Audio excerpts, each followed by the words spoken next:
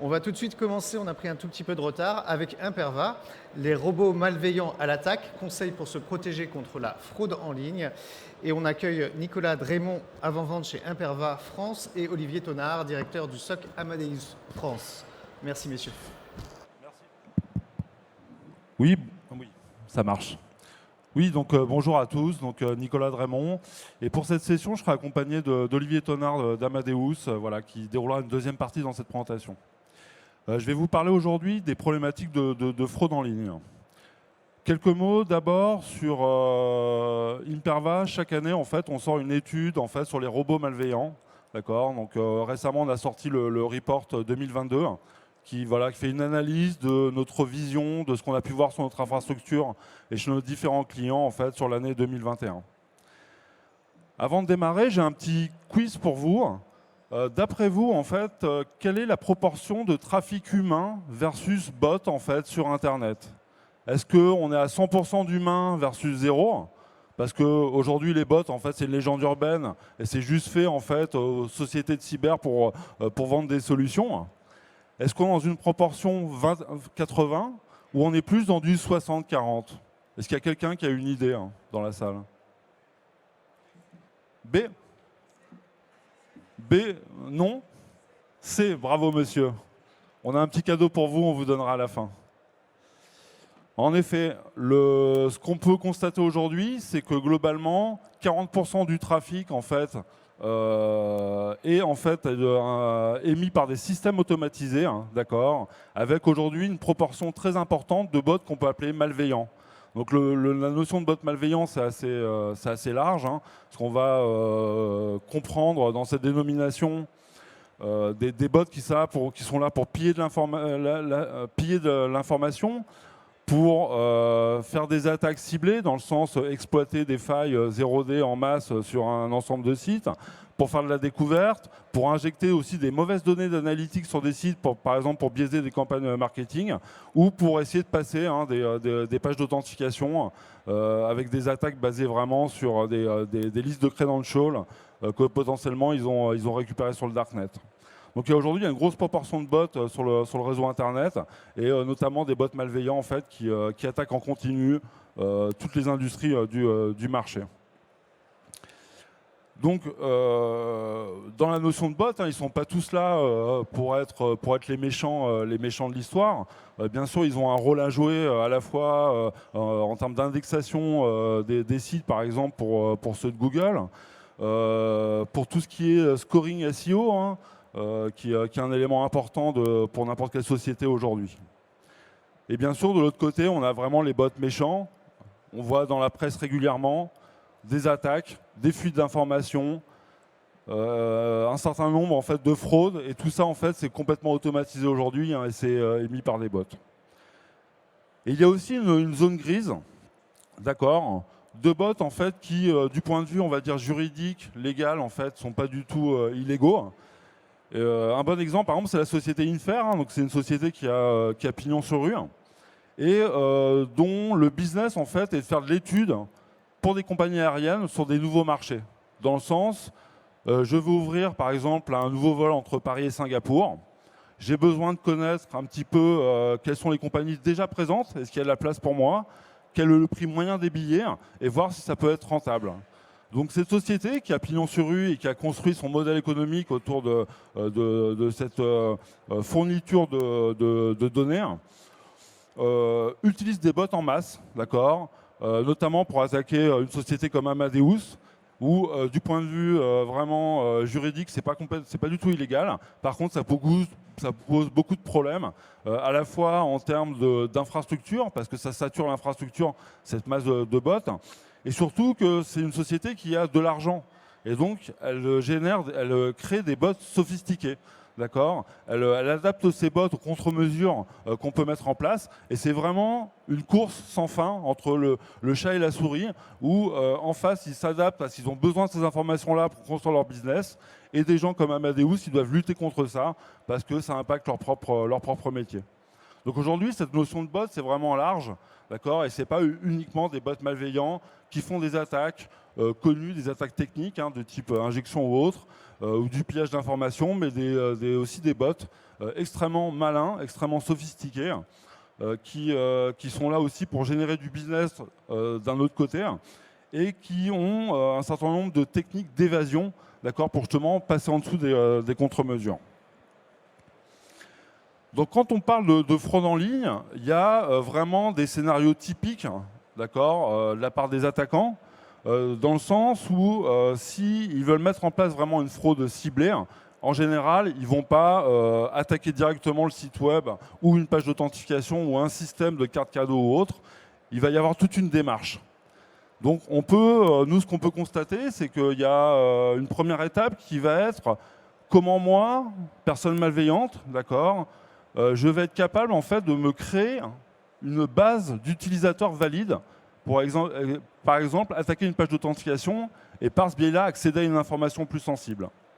Donc je peux le faire avec ce qu'on appelle des attaques côté client, donc côté navigateur, qui passent par l'injection d'un script malicieux en fait sur le site web. Par exemple, une des plus connues, c'est Mashcart, qui était un keylogger, d'accord, donc qui enregistrait tout ce que frappait un utilisateur, à la fois en termes de login sur une page où le script était présent, ou de récupérer des informations liées à des formulaires d'enregistrement.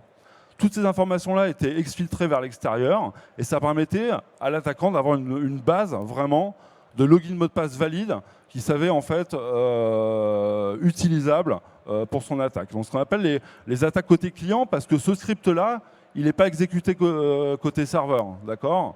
Il est téléchargé par le navigateur et exécuté côté navigateur.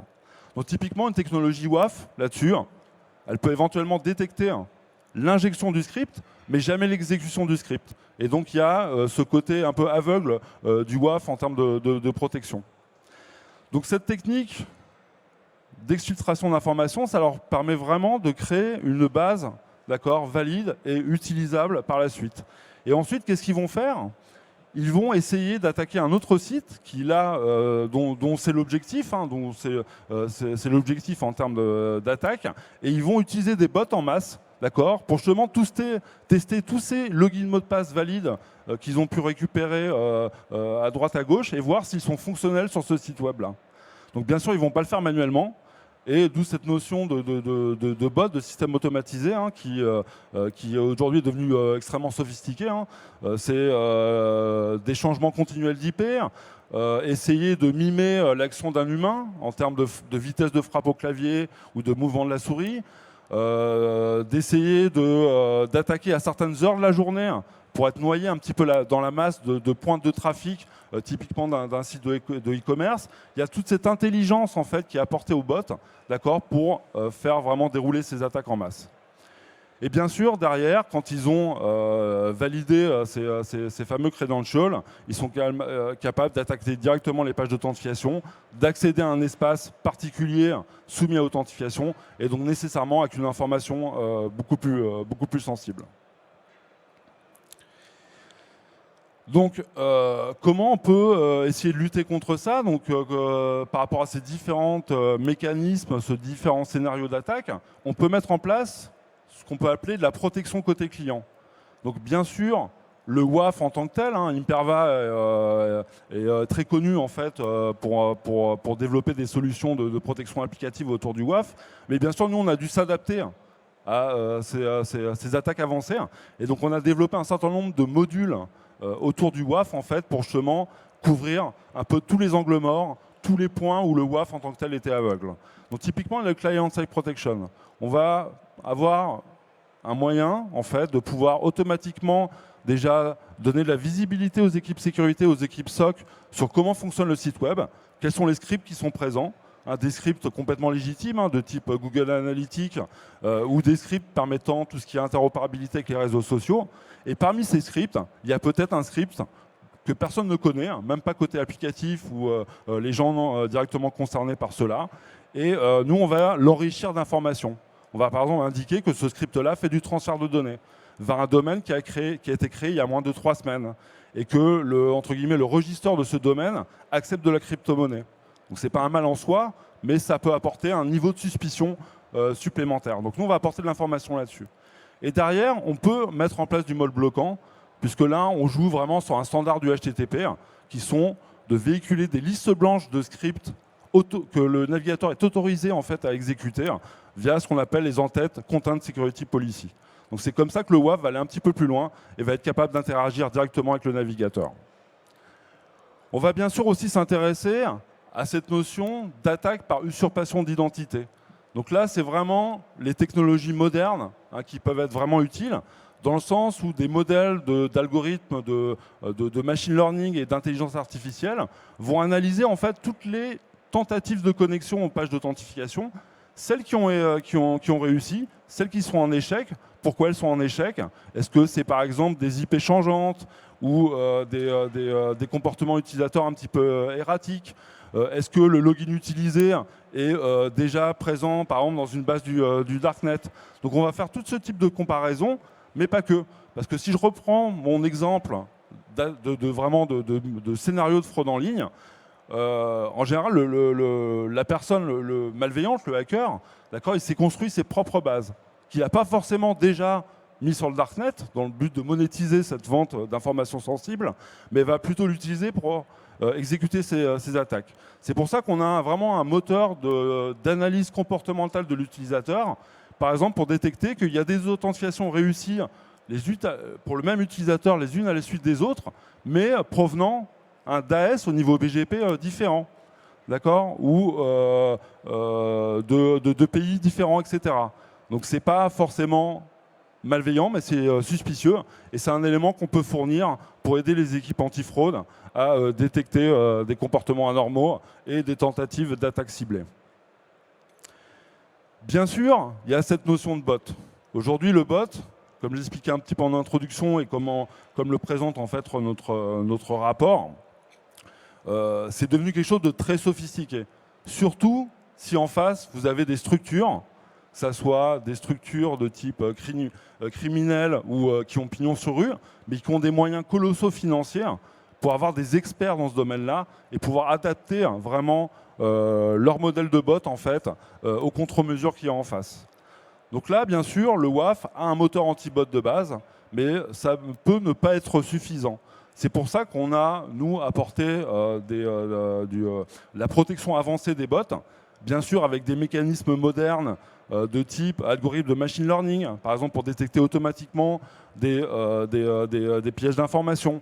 Mais surtout, on va offrir toutes les métriques, toutes les statistiques, toutes les graphiques en fait possibles pour que justement les équipes internes des clients finaux puissent analyser le comportement de bots ou détecter des trafics anormaux et avoir du détail sur ces trafics. Par exemple, s'il y a eu une évolution du bot que de base, en fait, on n'est pas capable de détecter, on va dire, de manière précise.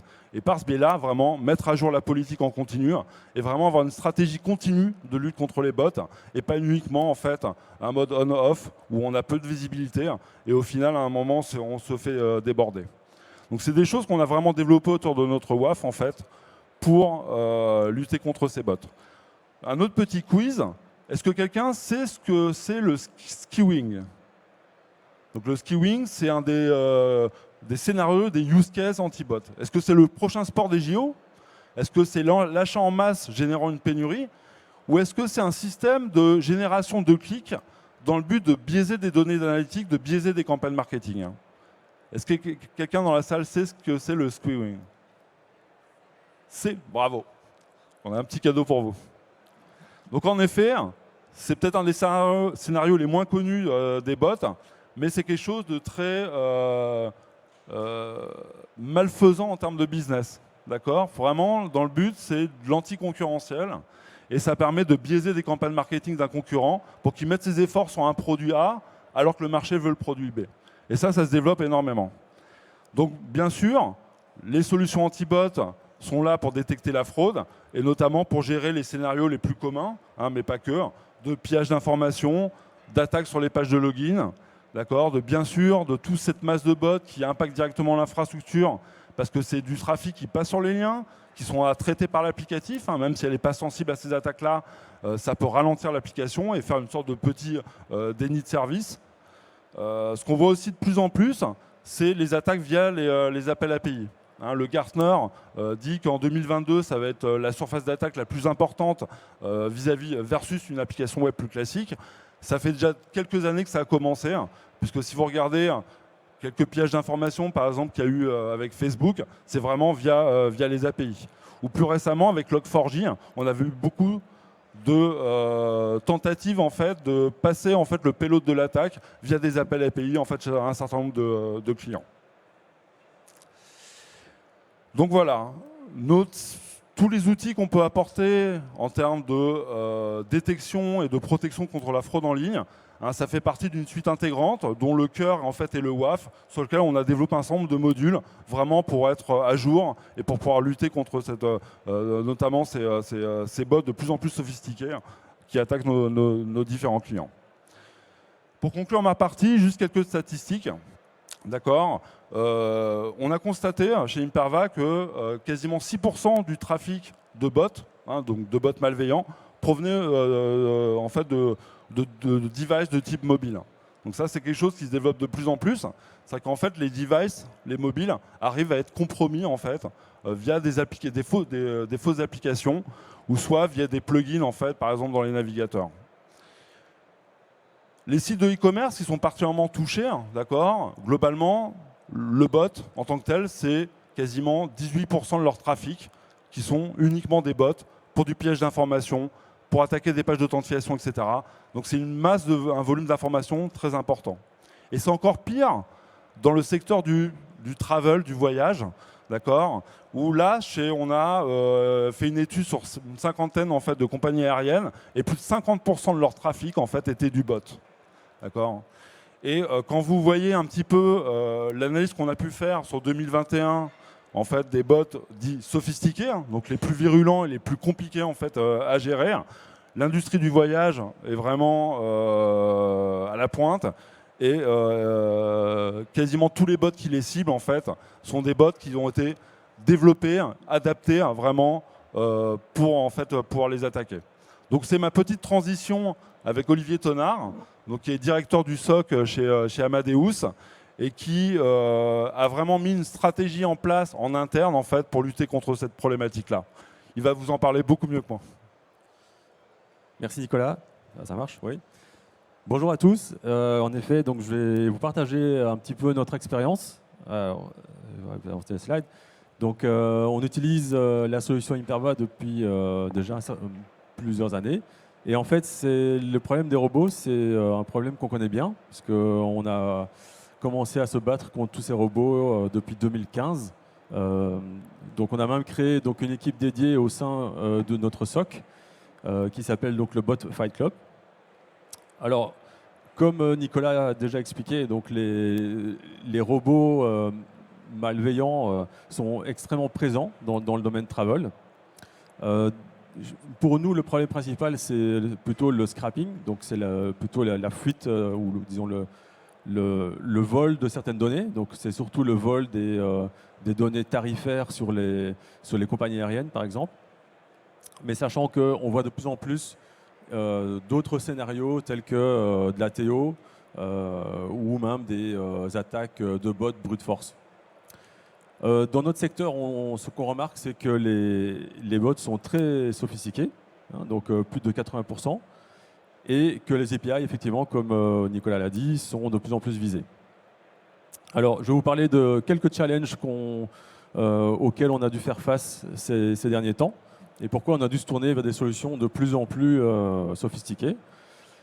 Le premier challenge qu'on a vu apparaître, parce qu'on a utilisé d'autres solutions depuis 2015. En 2015, on a commencé avec Distill, et Distill Networks, qui était une des premières solutions contre les bad bots, a bien marché pendant, disons, 2 à 3 ans, et ensuite on a eu beaucoup de problèmes, et je vais vous expliquer pourquoi. Donc le premier problème, c'est que le trafic robotique, aujourd'hui, il le distribue énormément, donc sur des milliers, voire des millions de machines. Donc c'est l'arbre favorite en fait pour les gens qui opèrent tous ces réseaux de robots. Donc c'est un peu comme, disons, un réseau de VPN finalement. Donc les scrappers ou les gens qui opèrent donc tous ces botnets ils vont distribuer le trafic au travers de plein de machines qui sont des machines de Monsieur Tout le Monde. Les gens ne s'en rendent pas toujours compte, mais quand ils vont acheter ou ils vont télécharger plutôt certaines applications, il y a des petites clauses qui sont écrites là en dessous. Oui, vous acceptez de partager votre adresse IP. Et vu qu'il n'y a personne qui lit tout ça, ils disent oui, oui, oui, merci, au revoir. Et en fait, sans le savoir, ils partagent leur téléphone mobile ou leur laptop ou leur Chrome avec ces sociétés qui opèrent donc ces réseaux de proxy. Pardon. Alors, un petit quiz encore pour quelqu'un qui veut gagner un petit cadeau. Donc, est-ce que vous avez la moindre idée de la taille de ces réseaux de proxy? Alors, pour vous aider, 50 000 IP dans 20 pays différents, c'est un peu plus pointu, hein, désolé. Alors, 10 millions d'IP dans 50 pays. Alors, encore plus fort, 50 à 100 millions d'IP uniques dans 195 pays. Ou, dernière réponse, un peu plus raisonnable, 2 millions d'IP dans 100 pays. Quelqu'un a-t-il une petite idée? Oui? Ah, dommage, c'est la réponse 3. Donc, je l'ai fait un petit peu exprès. Donc, pour vous montrer que ces réseaux de proxy sont vraiment une arme de destruction massive en fait pour les robots. Donc, vous avez quelques exemples donc, de services que vous pouvez trouver. En fait, vous pouvez aller chercher sur Internet. Hein. C'est complètement accessible. Ça ne coûte pas très cher. Et il donne accès à ces scrappers à des millions et des millions d'IP quasiment dans chaque pays du monde. Donc, ce qui permet de distribuer le trafic largement et de faire une seule requête en fait sur chaque IP et puis de basculer sur d'autres IP. Donc, du coup, avec un WAF ou un pare-feu, vous vous rendez bien compte que ce n'est pas possible d'aller bloquer ce genre de trafic. Alors, quels sont les services qu'ils offrent? Bien sûr, c'est conçu pour faire du scrapping, mais pas que. Donc, ils peuvent également faire du social media crawling, faire de la collection de data, entre autres dans le domaine travel, aller sur les sites de e-commerce, etc. Alors, la petite question, un petit peu, on va dire que tout le monde pourrait se poser. Hein. Comment font-ils, comment ces sociétés font pour recruter un nombre d'IP aussi important? Bon, alors, c'est un peu shady, hein, c'est un peu suspect, mais ils disent qu'ils recrutent les adresses IP de manière légale. Donc, entre autres, ils distribuent des SDK. Donc, ils ont un réseau d'affiliés et ils payent chaque développeur pour inclure une SDK qui va transformer en fait chaque device qui télécharge une application en une sorte de proxy. Donc ça, c'est la première méthode. L'autre méthode, ils proposent des applications gratuites, mais bien sûr, en contrepartie, les utilisateurs, sans s'en rendre compte, vont partager leur Chrome ou leur Safari ou Firefox.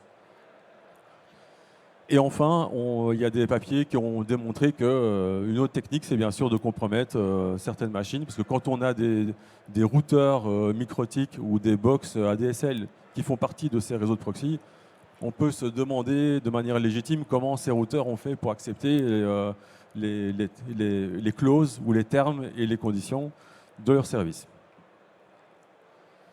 Donc vous avez un exemple ici, mais je n'aurai pas le temps de parcourir, mais vous pouvez aller voir. Ça provient de leur site internet, donc vous pouvez en fait aller les visiter. Et vous allez voir que leur service est très bien fait.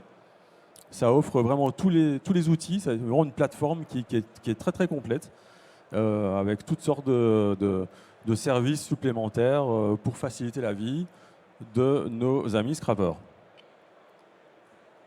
Donc c'est pourquoi on s'est tourné vers la solution d'Imperva, ABP, pour nous protéger, justement, pour protéger tous les sites web qu'on fournit à nos clients, donc les compagnies aériennes et bien d'autres, contre toutes ces nouvelles menaces.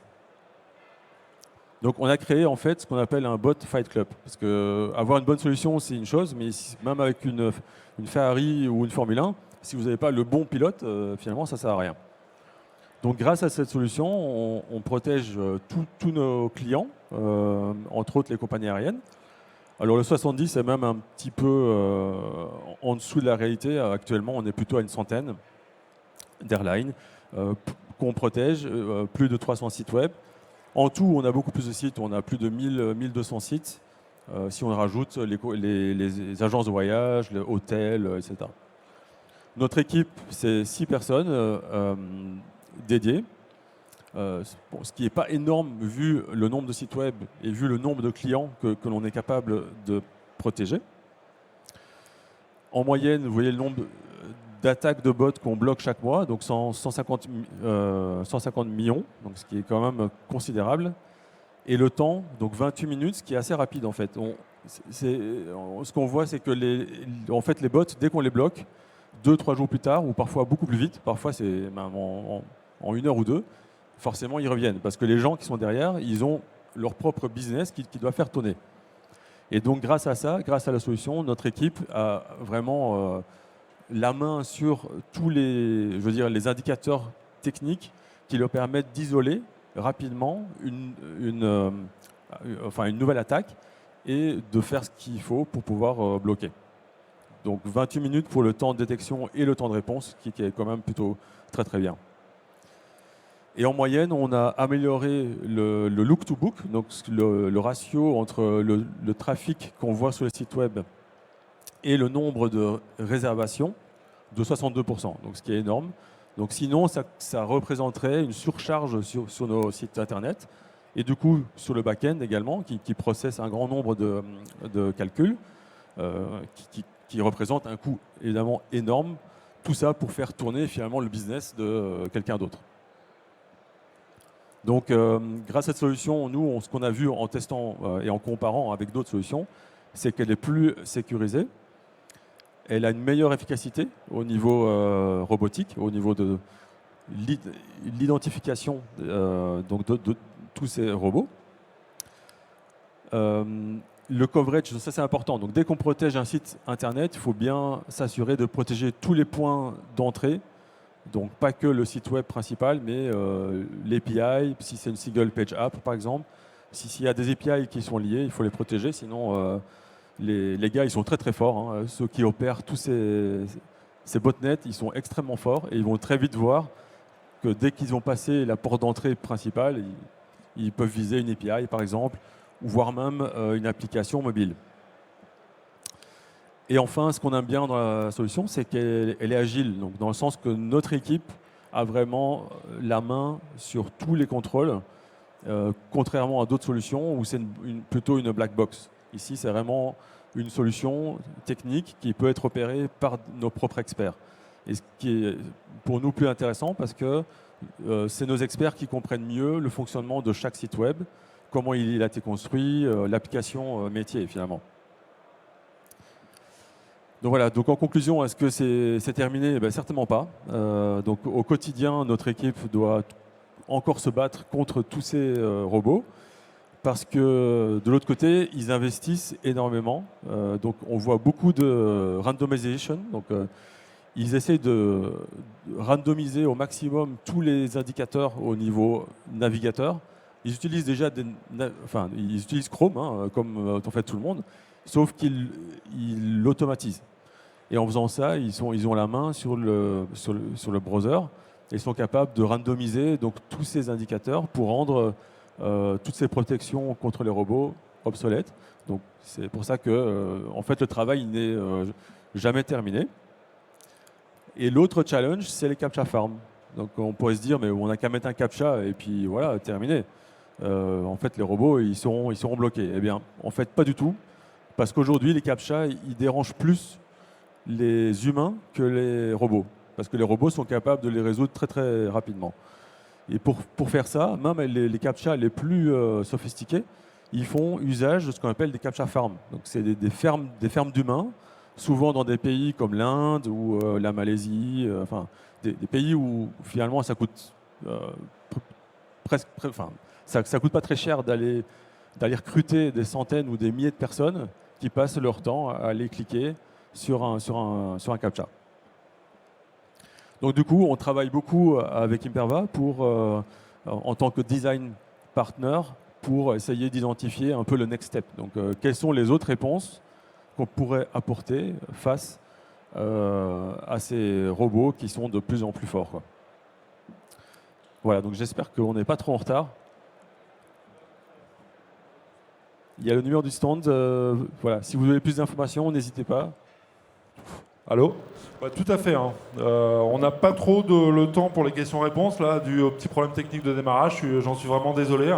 N'hésitez pas à venir à notre stand, le D18. On sera bien sûr ravis de pouvoir répondre à vos différentes questions ou autres. Et surtout, on offre aussi des petites glaces, d'accord, très originales.